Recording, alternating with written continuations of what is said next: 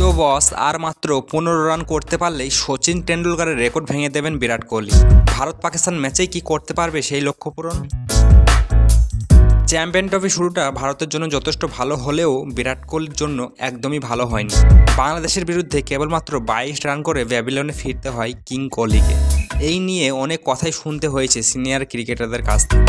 অন্যদিকে পাকিস্তানের বিরুদ্ধে ম্যাচে নামতে পারলেই গড়তে পারেন এক নতুন বিশ্ব রেকর্ড, যার জন্য করতে হবে মাত্র 15টি রান।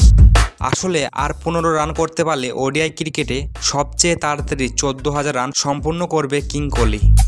বর্তমানে বিরাট কোহলির ওডিআই ক্রিকেটে 286 ম্যাচে রান হচ্ছে 13,985। এমনিতেই পাকিস্তানের বিরুদ্ধে বিরাট কোহলির রেকর্ড অনেক ভালো। মাত্র 16টি ম্যাচে রান করেছেন 678 এবং 3টি সেঞ্চুরিও রয়েছে। পাকিস্তানের বিরুদ্ধে কি করতে পারবে কিং কোহলি সবচেয়ে তাড়াতাড়ি 14,000 রান?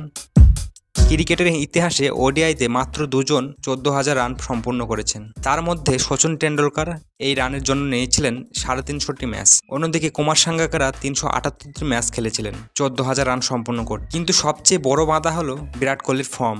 মোটেও তার ফর্মে নেই, যা নিয়ে অনেক কথা শুনতে হচ্ছে সোশ্যাল মিডিয়ায়।